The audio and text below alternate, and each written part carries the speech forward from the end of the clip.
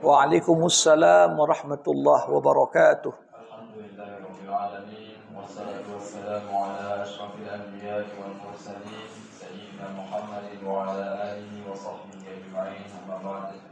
Syukur kehadirat Allah Subhanahu wa taala. Alhamdulillah sallallahu alaihi wasallam baginda Rasulullah sallallahu alaihi wasallam. Allahumma shalli wa sallim ala sayyidina Muhammad wa ala ali sayyidina Muhammad. Bapak Ibu, orang-orang tua kami, seluruh jemaah Masjid Baitul Shalihin yang kami hormati, serta ustaz yang sama-sama kita muliakan. Alhamdulillah kita lanjutkan kembali pengajian pekan kita Ahad pagi ba'da subuh. Untuk mengambil berkah daripada pengajian kita ini, mari sama-sama kita mulai dengan membacakan Al-Basmalah. Bismillahirrahmanirrahim. Dan berikutnya kami serahkan kepada Ustaz kami persilahkan. Assalamualaikum warahmatullahi wabarakatuh. Alhamdulillahi rabbil alamin. Wabihi nasta'in ala umurid dunya waddin. Summa salatu wassalam ala khairi man ba'athahu Allah rahmatan lil alamin. Sayyidil anbiya'i wal mursalin. Rasulillah Muhammad sallallahu alaihi wasallam. Wa ala alihi wa ashabihi ajma'in. Allahumma allimna ma yanfa'una wanfa'na bima 'allamtana wa zidna ilma innaka antal alimul hakim wa ba'd. Bapak-bapak, ibu-ibu, saudara-saudari jamaah fardu subuh di Masjid Baitul Shalihin yang dirahmati Allah Subhanahu wa taala. Marilah kita tak hentinya memanjatkan rasa syukur kita kepada Allah atas limpahan nikmat dan karunia yang terus Allah curahkan untuk kita semua. Salawat berangkaikan salam kita hadiahkan kepada Rasulullah Muhammad sallallahu alaihi wasallam. Semoga kita tergolong pengikut baginda yang mendapatkan syafaat nantinya. Jamaah rahimakumullah. Kembali kita berjumpa dalam kajian seputar syarah hadis Arba'in An-Nawawiyah. Hadis-hadis yang dihimpun oleh Imam An-Nawawi yang berkaitan dengan berbagai aspek dalam kehidupan kita. Di pagi hari ini kita akan mengkaji hadis yang ke-11.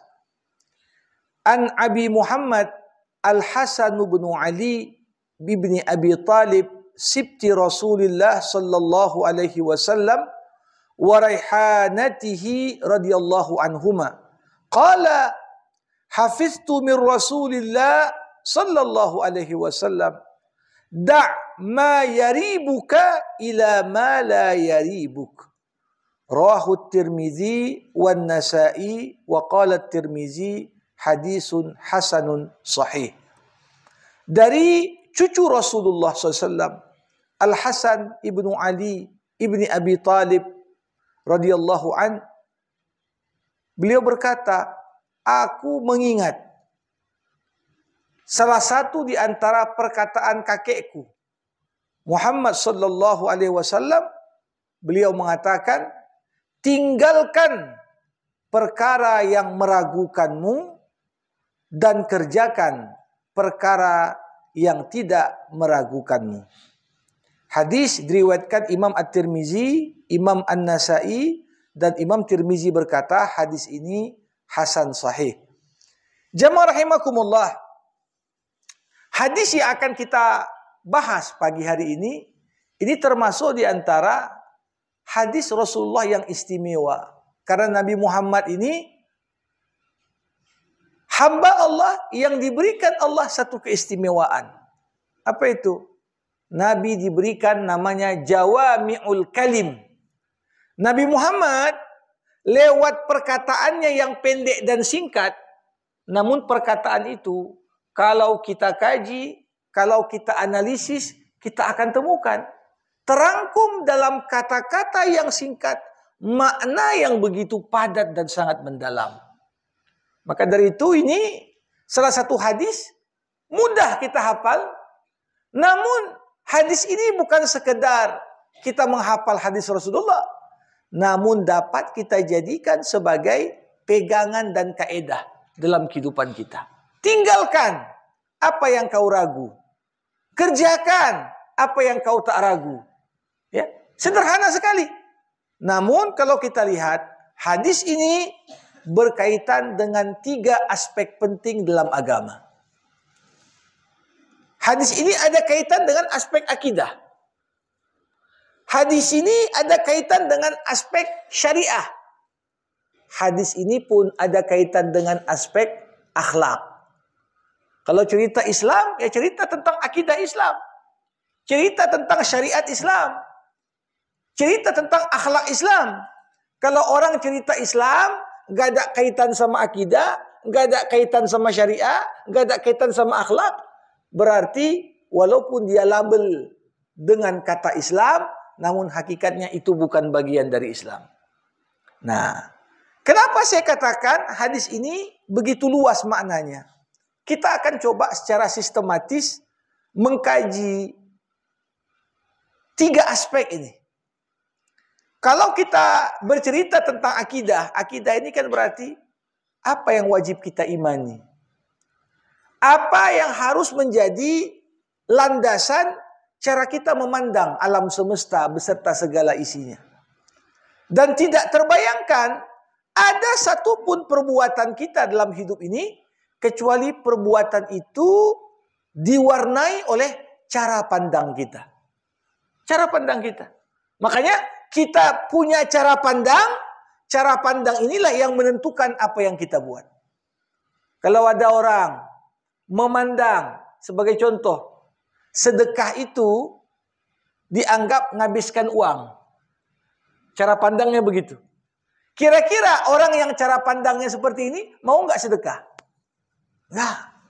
Karena dia merasa, ya aku yang capek, kok habis duit, kan begitu. Tapi ketika seorang punya cara pandang, ketika aku sedekah, sebenarnya hartaku nggak berkurang, hanya pindah rekening dari rekening dunia menuju rekening akhirat. Lihat, dengan cara pandang yang berbeda, seorang ketika bersedekah, maka dia pun ikhlas, seikhlas-ikhlasnya. Kenapa? Dia tahu ini nggak lepas dariku, ini masih juga bagian dari rekeningku. Begitulah cara pandang. Orang yang memandang hidup di dunia ini, itulah hidup yang terakhir. Kira-kira orang takut nggak berbuat kezaliman? Orang takut nggak untuk mengambil apa yang bukan haknya? Saya kira kalau orang cuma memandang hidup di dunia ini, begitu mati nanti habis perkara, maka dia akan mengatakan hidup itu cuma sekali, katanya. Semua yang kau buat, buatlah sini.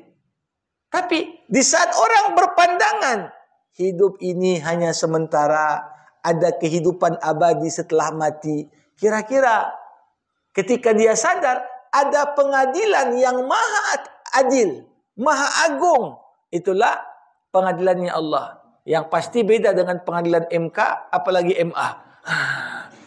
Nah, kalau kita lihat, yakin kita, mungkin kita akali di dunia, tapi nggak mungkin kita mampu mengakalinya di akhirat.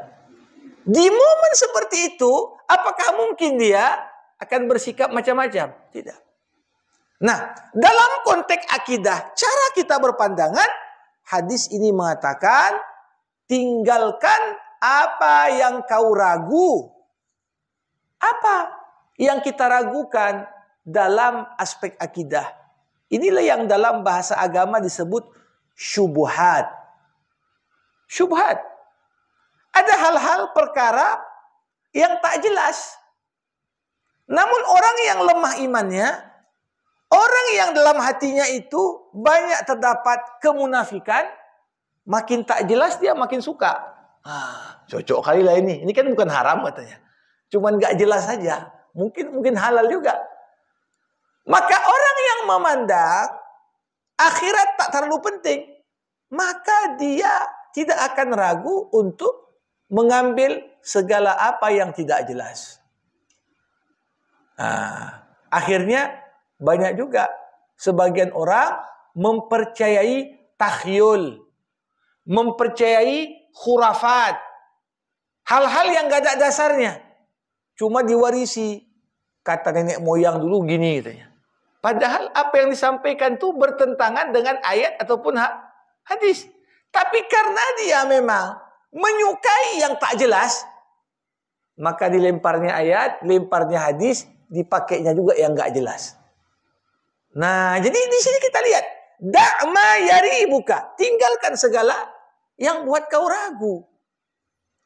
Dalam aspek akidah, begitu banyak hal-hal yang kalau kita timbang dengan timbangan Al-Quran, timbangan hadis, timbangan akidah yang dirumuskan oleh para ulama ahlu sunnah wal jamaah, tak jarang keyakinan-keyakinan itu sebenarnya tak ada dasarnya. Ini yang disebut dengan takhyul, khayalan-khayalan, khurafat, dongeng-dongeng, tak ada dasarnya, namun kita amalkan.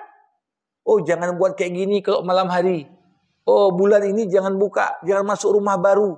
Keyakinan-keyakinan yang sebenarnya tak ada dasarnya. Nah, apa kata Rasulullah? Tinggalkan yang kau ragu. Kalau keyakinanmu itu dibangun di atas pondasi yang rapuh, ya, ini sama seperti kita membiarkan cara pandang kita terhadap segala hal ini dikotori dengan berbagai macam cara pandang yang tak benar. Tinggalkan yang kau ragu. Nah, tapi di sisi lain disuruh oleh Nabi, ya, ila ma la yaribuk. Kalau yang enggak jelas itu perlu kita tinggalkan, maka segala apa yang tidak meragukan perlu kita bersegera untuk mengerjakannya. Makanya jamaah rahimakumullah, kalau kita perhatikan, disinilah potret gambaran apa yang membedakan orang beriman, orang kafir, orang munafik. Di sini terletak perbedaan bukan hanya pada kolom agama di KTP, enggak. Tapi dalam konteks kualitas kehidupan akan nampak. Orang yang beriman, semua keyakinannya jelas. Gak ada yang samar-samar. Gak ada yang abu-abu. Ketika ditanya, gimana nanti kalau kita sudah mati?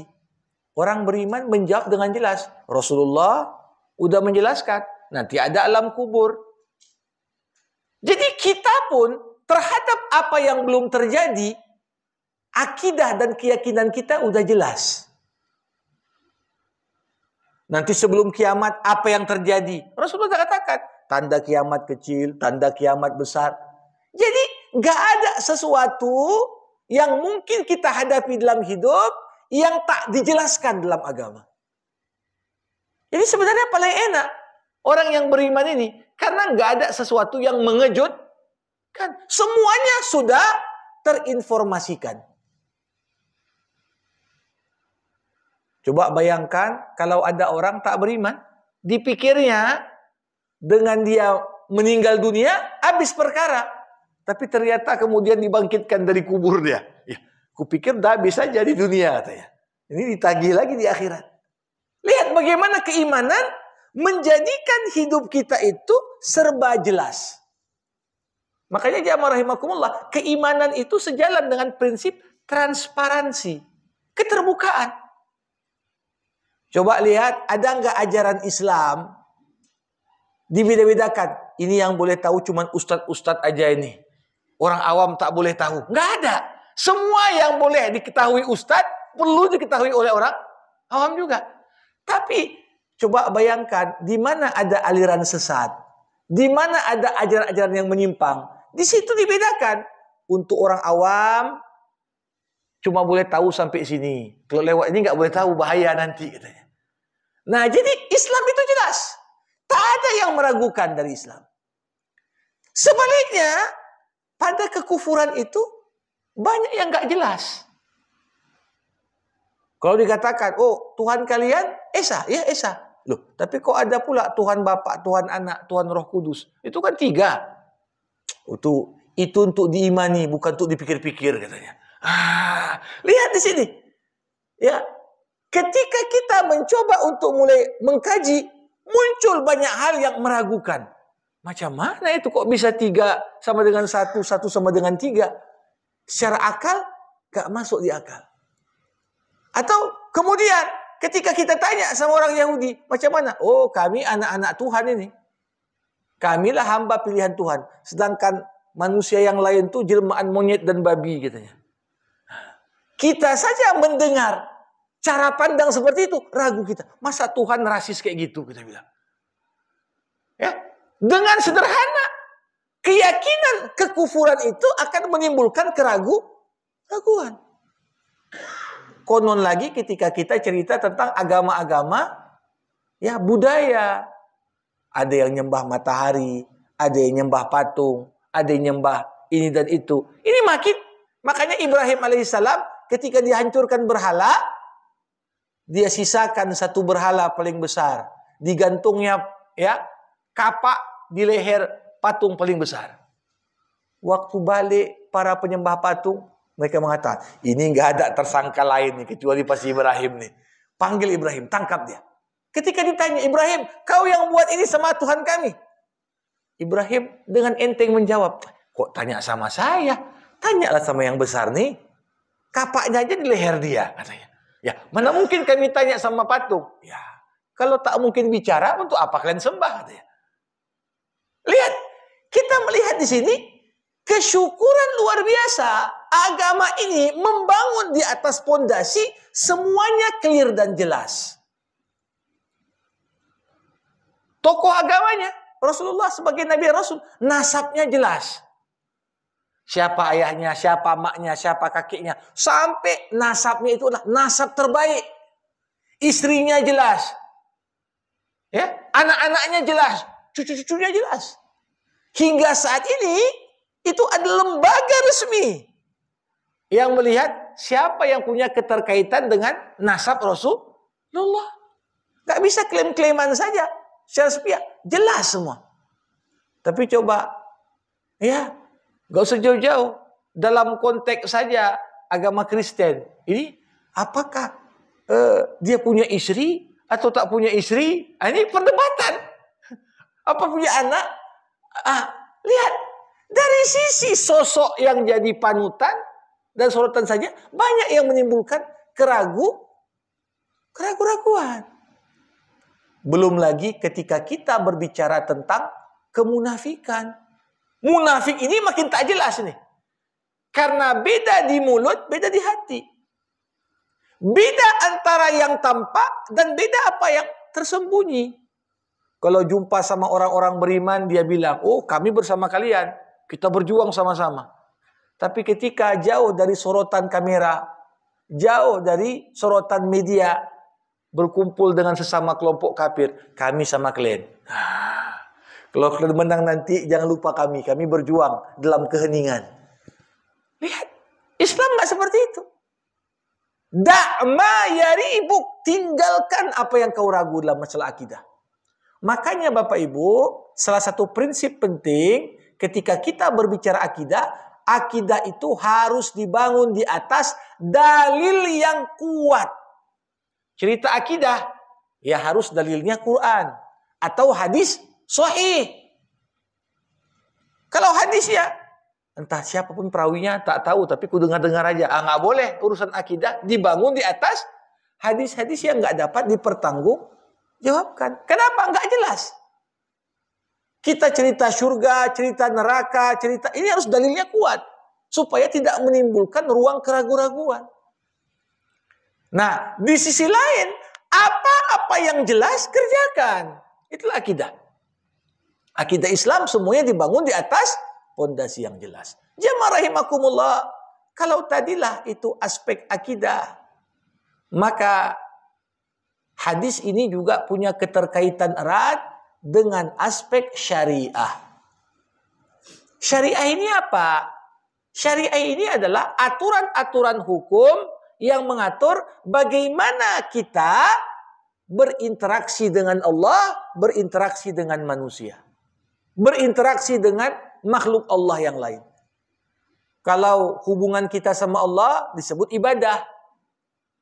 Salat kita, puasa kita, haji kita, semua ibadah harus dibangun di atas kejelasan. Makanya semua ibadah itu menuntut adanya Niat. Karena niat itu adalah kunci dalam mengklirkan. Apa motivasimu? Mau sholat, tak pakai niat. Sah enggak sholatnya? Enggak. Karena rukun paling awal, paling dasar dalam sholat adalah niat. Ketika dia sholat, kok sholat apa? Enggak tahulah, yang penting sholat aja. Enggak bisa begitu. Ya, harus jelas. Ini sholat farduka, ya, berapa rakaatkah? Berjemaah atau sendirikah? Harus jelas.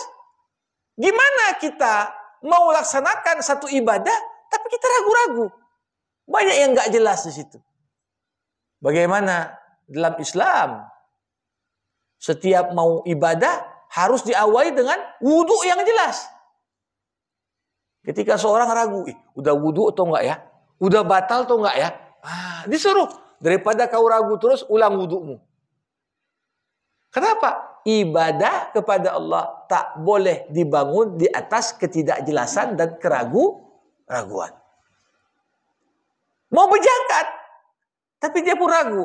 Aku pun tak tahu nih duitnya ini betul atau enggak nih. Padahal dalam Islam enggak dikatakan innallaha thayyibun la yaqbalu illa thayyiba. Allah tuh maha bersih, maha baik. Allah juga enggak terima yang kau sedekahkan, yang kau zakatkan kecuali dari yang baik-baik. Makanya saya selalu katakan, ketika ada duit dari sumber yang haram, mau kita bersihkan, ini bukan kita masukkan dalam zakat. Kita masukkan dalam kategori ngurangi dosa. Ngurangi dosa artinya apa? Daripada udah dapat yang haram, kita belanjakan tuh yang haram, ya sudah. Yang haram ini kita gunakan saja untuk tujuan yang baik. Tapi boleh nggak dizakatkan yang haram? Enggak. Itu nggak dianggap pembersih harta. Karena memang harta itu esensinya udah kotor dari awal. Jadi ibadah kita Allah. Mau haji. Harapan terbesar tiap orang ketika berhaji adalah dapat haji yang mabrur. Tapi kalau bayar oehenanya saja, ongkos naik hajinya, dari duit-duit nggak jelas. Dia pala orang ini, dia ambil uang ini, habis itu bayarkan. Kira-kira mungkin nggak ibadah akan mencapai tujuan akhir dibalik apa yang Allah syariatkan ketika kita dalam ibadah itu banyak yang nggak jelas. Nggak bisa, jamaah rahimakumullah. Jadi da'ma yaribuka. Tinggalkan apa yang kau ragu. Semua apa yang kita gunakan dalam modal untuk ibadah harus dibangun di atas kejelasan. Clear dulu dia. Nggak ada yang kita ragu-ragu ketika mengerjakannya. Ya. Maka dari itu sholat itu sebaik-baiknya apa? Di awal waktu. Jangan dia sholat zuhur tinggal 5 menit segi sebelum asar. Ini ragu-ragu. Ini udah masuk asar atau masih zuhur gitu ya? Ragu. Begitu juga mau berhenti sahur, berhenti pada waktu yang cukup. Jangan pula udah berkumandang masih lahap dia lagi makan. Sehingga setelah itu ragu-ragu dia. Ini sahurku sah atau enggak ini? Kita perlu. Inilah yang dalam konteks beribadah kita sebut dengan sikap wara. Wara itu artinya apa? Kehati-hatian. Kehati-hatian. Nah, sikap wara ini termasuk sifat yang paling dicintai Allah dan Rasulnya. Nampak ada sesuatu yang gak jelas, ya bagus kita gak usah terlibat. Padahal yang gak jelas itu. Untuk apa? Untuk melindungi akidah kita, untuk melindungi ibadah kita. Jamaah rahimakumullah. Kita lihat lagi, syariah ini juga berkaitan erat dengan interaksi antar manusia. Bermuamalah pun harus jelas. Jangan ada yang samar-samar. Makanya dalam Islam, semua transaksi gak jelas akadnya, itu ujungnya jatuh kepada yang namanya gharar, ketidakjelasan. Satu kesepakatan, hukumnya bisa jadi haram. Kenapa? Gak jelas. Ibarat orang seperti jual kucing dalam karung. Apa yang dijual nggak jelas. Apa yang dibeli nggak jelas. Kapan waktu pembayarannya nggak jelas. Dalam Islam, apapun yang kita mau transaksikan harus jelas dulu. Ini transaksinya apa? Jual beli atau sewa menyewa. Jual beli ini gimana? Tunai atau cicil? Ya, barang yang mau dibeli berapa? Bagaimana karakteristiknya? Kapan diserah terimakan? Semuanya harus jelas.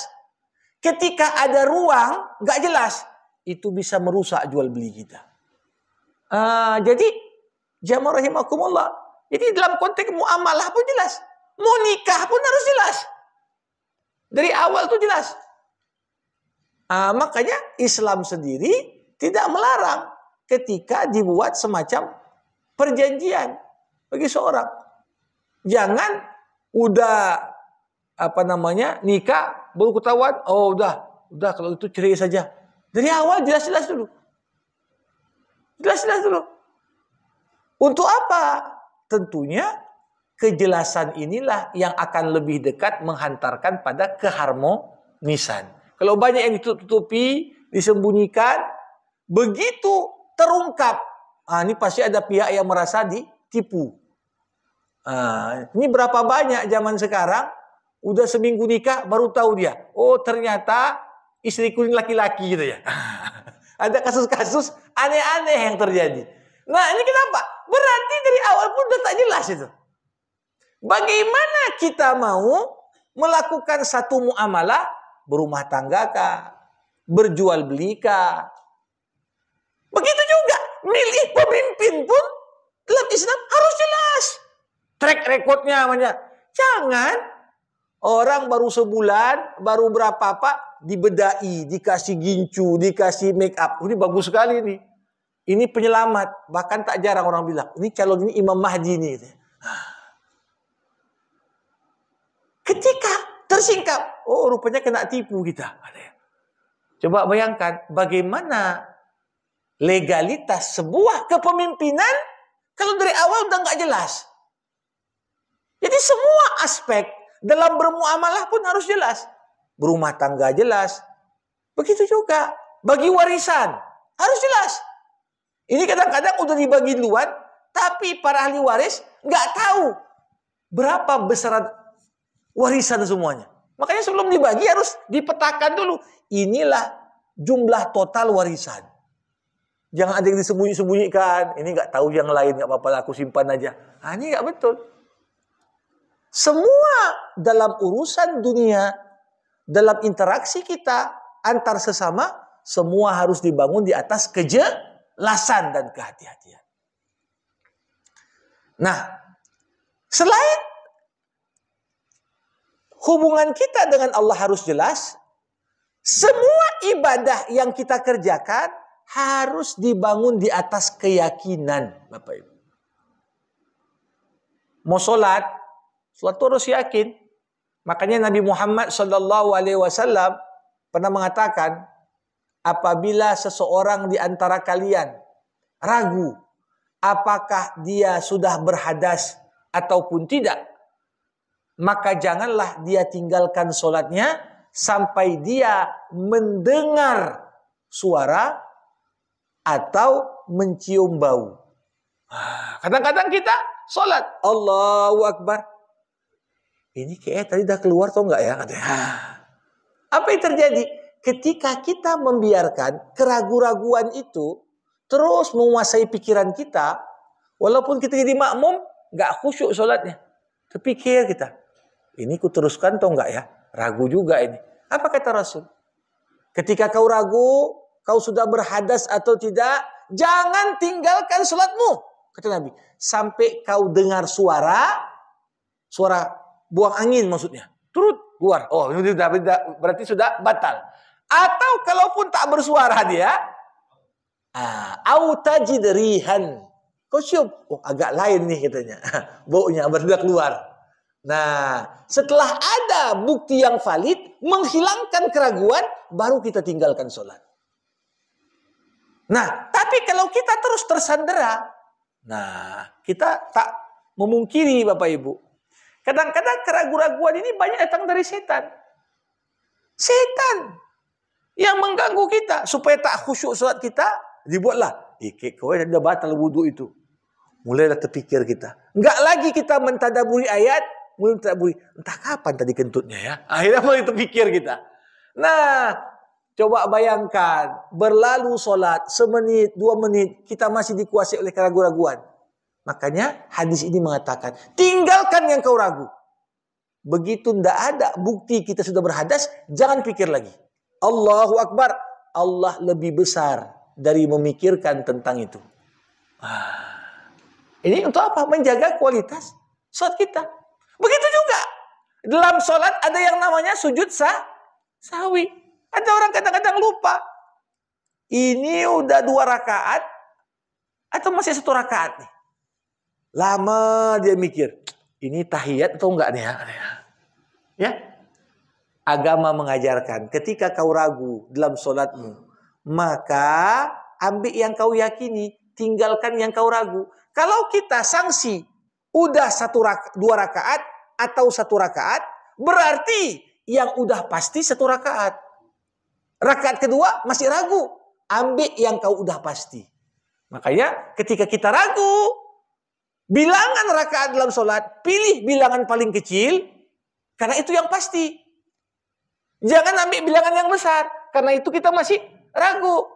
Setelah itu barulah di akhir solat kita melaksanakan sujud sahwi.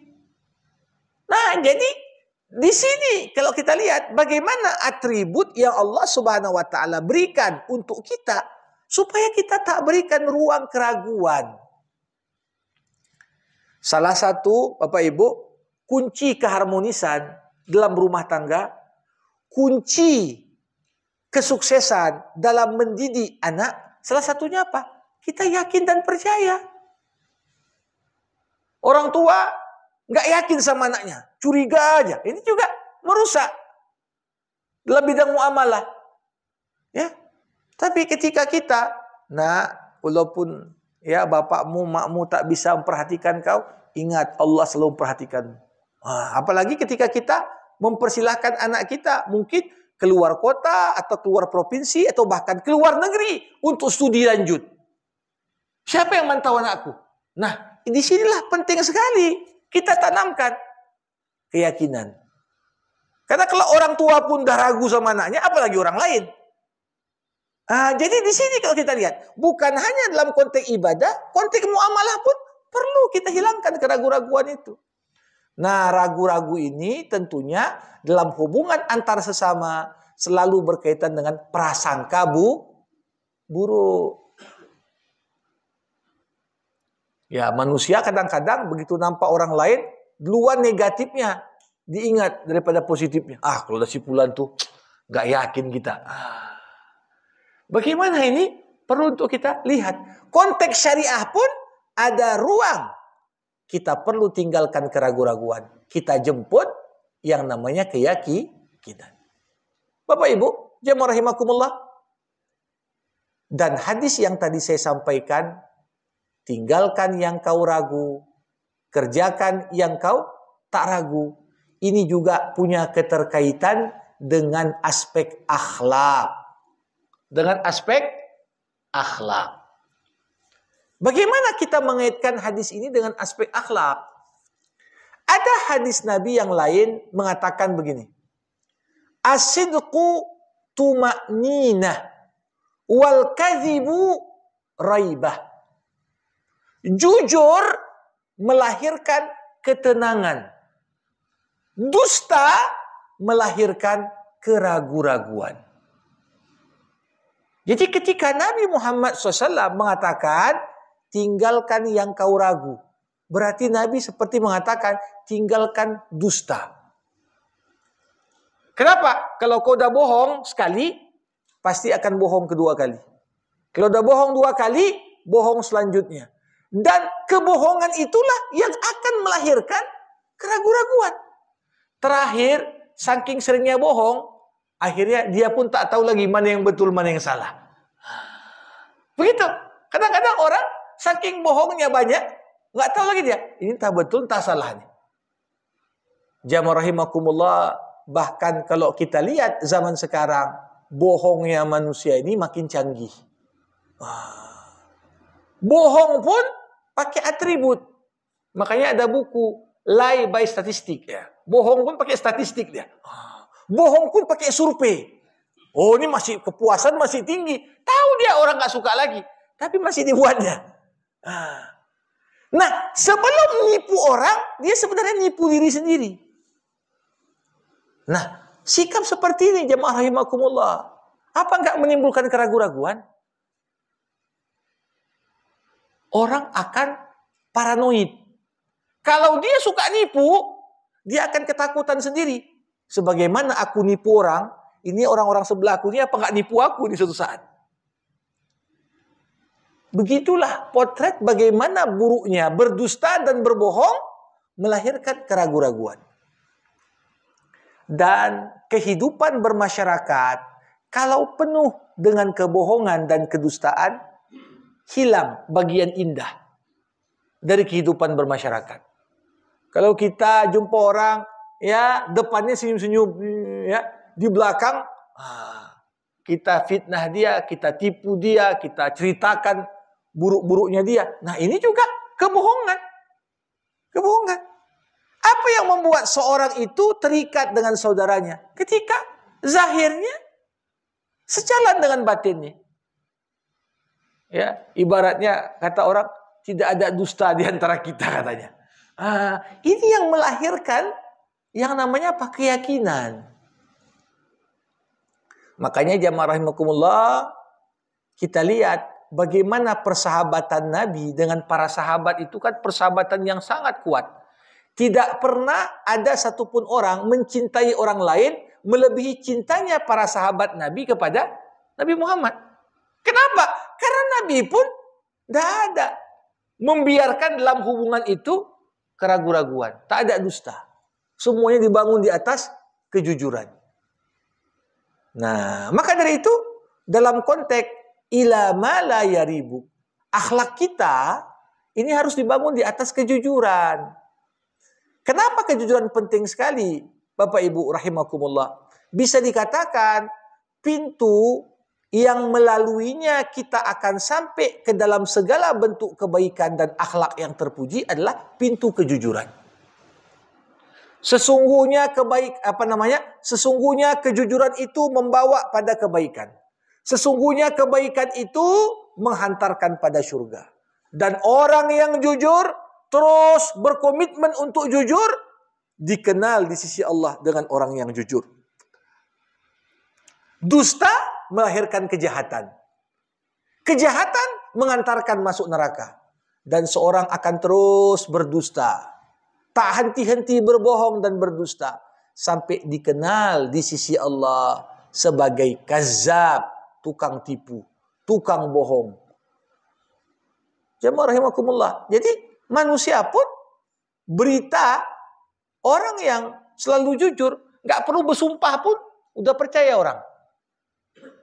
Ya, orang yang sering bohong udah pakai sumpah, pakai Quran lagi pun tetap orang mengatakan nggak yakin juga aku deh. Coba bayangkan ini, ya bagaimana rusaknya kehidupan bermasyarakat ketika sendi-sendi kejujuran itu hilang.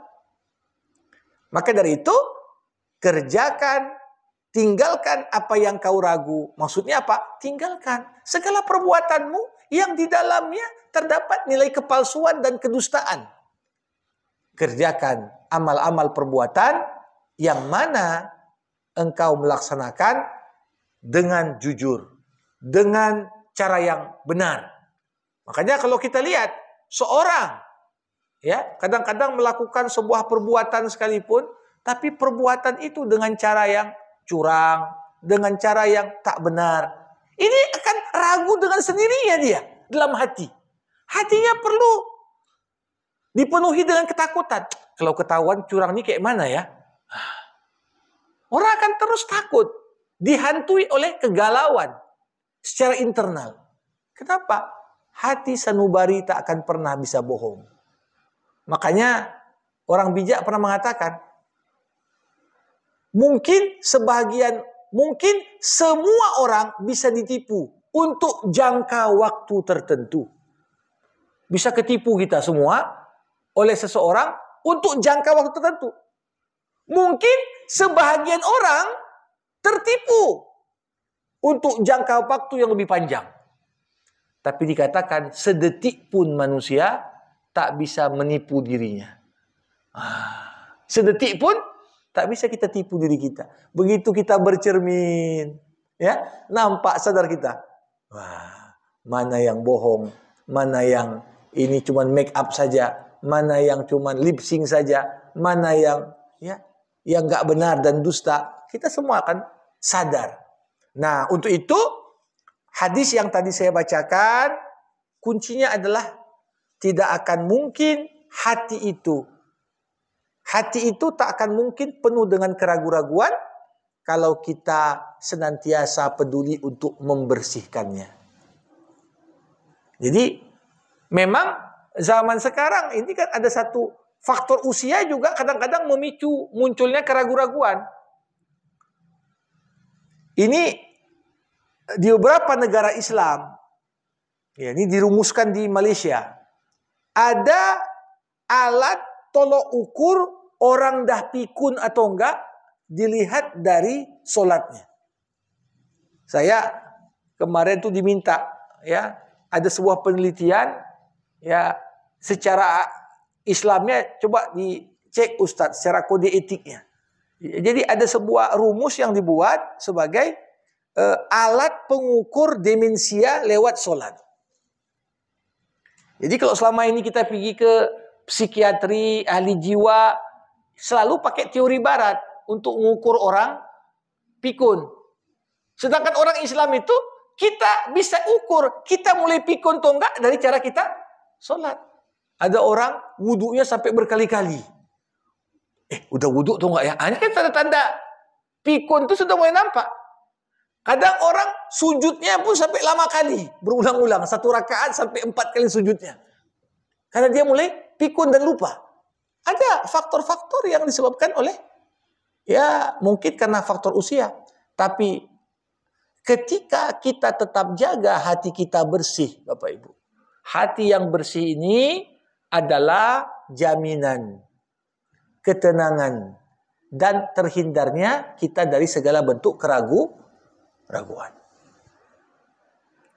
Maka dari itu dikatakan orang yang selalu berinteraksi dengan Quran dikatakan oleh Rasulullah tak akan kena penyakit pikun. Nah, kita kadang-kadang udah mau masuk usia kepala 4, kepala 5 ini pun udah mulai kita wanti-wanti juga, ya kan? Jadi bagaimana jawab rahimakumullah interaksi dengan Allah? Kenapa? Ketika selalu baca Quran, ketika selalu zikir, ini kan yang dibersihkan hati kita. Sehingga hati yang bersih akan meminimalisir potensi munculnya berbagai macam gangguan. Ini yang mungkin dapat saya sampaikan. Ya, kuncinya adalah tinggalkan apa yang kau ragu, kerjakan apa yang kau tak ragu. Selalu kerjakan dengan jujur, tinggalkan cara-cara yang bohong dan curang, karena itu justru akan melahirkan ketakutan dalam diri dan hati kita semua. Demikian yang dapat disampaikan untuk kajian di pagi hari berbahagia ini. InsyaAllah, ya, sebelum kita tutup dengan doa, saya berikan kesempatan Bapak Ibu yang mau bertanya, berkomentar, dipersilakan. Silakan Ibu. Waalaikumsalam warahmatullahi wabarakatuh. Ya.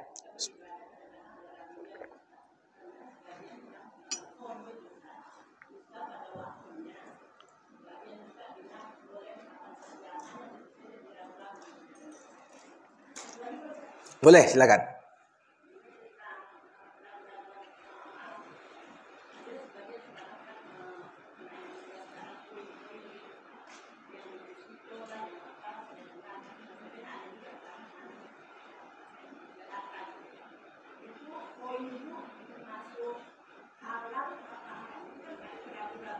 Ya. Baik. Jamaah rahimakumullah, mengqadha salat, kalau kita merujuk pada mazhab Imam Asy-Syafi'i, maka Imam Syafi'i mengenal yang namanya mengqadha salat. Apa arti mengqadha solat? Melaksanakan solat yang belum dikerjakan di luar waktunya. Itu arti qadha. Qadha adalah berbeda dengan ada. Ada mengerjakan solat pada waktunya. Qadha mengerjakan solat di luar waktunya. Karena terlewat. Nah, dalam konteks ini, jamaah rahimakumullah, ada orang yang mungkin solat yang tertinggal itu masih sedikit dan bisa dihitung. Ada orang udah tinggalkan solat, udah tak terhitung lagi dia. Nggak tahu pun dia ada berapa lagi yang ditinggal. Saking banyaknya. Kalau misalnya seorang tertinggal solat, kenapa? Ketiduran atau ada kesibukan yang membuat dia akhirnya terlalaikan dari solat. Tak solat zuhur dia. Waktu asar baru teringat, belum solat zuhur kayaknya tadi. Nah, kapan dilaksanakan? Laksanakan qadha begitu kita ingat. Karena jumlah solat yang belum kita kerjakan jelas. Kalau memungkinkan kita qadha dulu zuhurnya, baru kita laksanakan ada asarnya, lebih baik. Tapi begitu siap sholat asar, baru teringat, zuhurnya pun belum rupanya. Sudah, laksanakan saja, nggak ada masalah. Tapi, bagaimana dengan orang yang sudah banyak kali tak sholat? Sejak dia balik, dia mungkin baru mulai sholat usia 50 tahunan. Wah, 30 tahun lebih nggak sholat, nggak tahu lagi berapa banyak sholat yang dikerjakan nih. Macam mana ini?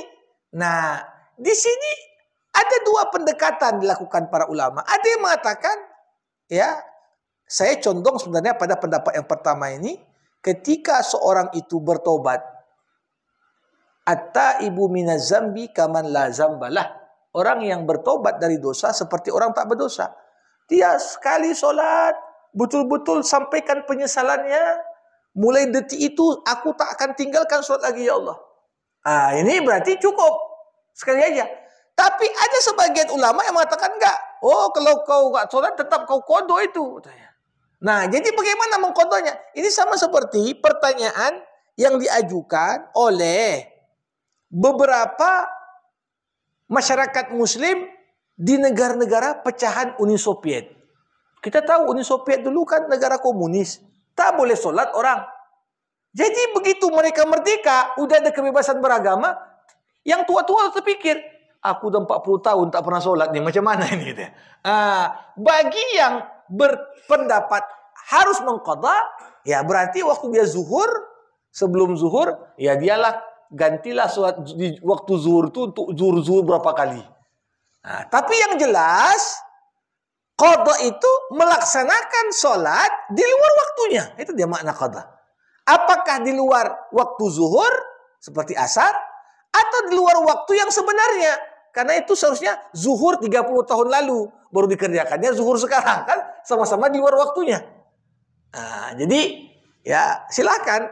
Karena logika yang dibangun Imam Syafi'i, kalau sholat yang ditinggalkan karena punya alasan saja disuruh untuk mengganti, apalagi yang nggak ada alasan. Itu pada Imam Syafi'i. Tapi dalam mazhab lain macam Imam Abu Hanifah, Imam Malik, nggak ada qadha itu, kata mereka. Kenapa? Qadha hanya pada orang yang tinggalkan sholat karena lupa. Atau karena ketiduran. Kalau sengaja dia nggak sholat, ada nggak qadhanya? Imam Abu Hanifah mengatakan nggak ada qadhanya. Kok kayak gitu? Ya, dosanya lebih besar untuk mungkin dihapus dengan qadha. Ini cara pandang Imam Abu Hanifah. Tapi Imam Syafi'i logikanya dibuat terbalik. Kalau yang ada alasan aja disuruh qadha, apalagi yang nggak ada alasan. Kenapa bisa terjadi perbedaan pendapat? Karena hadis-hadis Nabi yang menyuruh qadha hanya pada hadis cerita orang nggak sholat karena ketiduran. Orang nggak sholat gara-gara mencatur, nggak ada. Orang gara-gara nonton bola, nggak ada. Hadisnya tentang itu. Sehingga kalau orang meninggalkan sholat dengan sengaja, mungkin nggak diqadha. Ini jadi pembahasan dan diskursus di kalangan para ulama. Yang kedua, kalau tadi dikatakan banyak sekarang transaksi di bidang ekonomi yang berkembang dan makin maju. Dan tak jarang fatwa para ulama sering terlambat dibandingkan dengan kemajuan di bidang transaksi. Udah jalan dulu orang tentang apa? Kripto atau tentang Bitcoin. Baru 2 tahun kemudian keluar fatwa. Macam mana ini? Seharusnya sikap Muslim ini harus mana yang baru? Harus cepat terus langsung sidang itu. Ini kita harus berikan kejelasan hukum. Ya, mungkin kalau dari sisi ulama syariahnya dia terhadap kaidah-kaidah hukum Islam. Tapi siapa yang paham tentang mekanisme di crypto money tadi atau Bitcoin tadi dipanggil. Coba Anda jelaskan. Macam mana ini cara kerja kripto ini? Ada enggak pada aspek-aspek tertentu yang bertentangan dengan prinsip syariah? Kalau ada, sampaikan. Kami berfatwa transaksi ini haram. Kenapa? Di dalamnya ada perjudian, gambling. Atau di dalamnya ada gharar. Di dalamnya ada riba. Di dalamnya ada apa? Kalau tidak ada, dia fatwakan. Kami memfatwakan ini boleh. Kenapa? Karena terbebas dari unsur-unsur yang diharamkan. Karena Bapak Ibu, logika yang dibangun dalam Islam, kalau dalam muamalah ini, jangan ditanya apa dalil bolehnya. Tapi ditanya, ada nggak dalil yang mengharamkannya? Hukum dasar bermuamalah boleh, kecuali ada dalil yang menunjukkan keharamannya. Jadi kalau ditanya mana dalil boleh makan bakso? Ya nggak kan ada dalil terperinci makan bakso. Yang ada makanlah apa yang halal lagi thayyib, kan gitu. Tapi kita balik lagi yang bertanya tadi, ada nggak dalil yang mengharamkan makan bakso? Selama nggak ada yang mengharamkan, berarti makan bakso boleh. Begitu dia. Jadi sekarang kan orang sikit-sikit mana dalilnya? Mana dalilnya? Nggak semua hal itu harus dalil terperinci. Kenapa? Hidup ini kan berkembang. Banyak muncul hal baru. Tapi hal baru ini kalau dikembalikan pada prinsip, tak keluar dari prinsip yang udah sempurna yang diatur oleh Islam. Begitu bertentangan kita katakan, oh transaksi ini haram. Kenapa? Karena pada mekanismenya terdapat hal ini dan di dalamnya ada unsur judi. Di dalamnya ada unsur gharar. Di dalamnya ada unsur riba. Di dalamnya unsur mungkin unsur haram. Jadi berdasarkan itulah kita putuskan. Nah, kalau tadi ditanya, ini gimana kalau anak-anak ikut beli bisnis Bitcoin dan lain sebagainya? Nah, pertama supaya tak ragu harus tanyakan dulu. Tanya orang yang tahu. Kalau kau tak tahu, tanyakanlah kepada kaitan dengan Bitcoin, crypto money. Ini sudah ada fatwa yang dikeluarkan oleh Majelis Ulama Indonesia Pusat. Yang mana secara umum itu harus dipastikan karena mekanisme kripto ini juga beda antara satu dengan yang lain.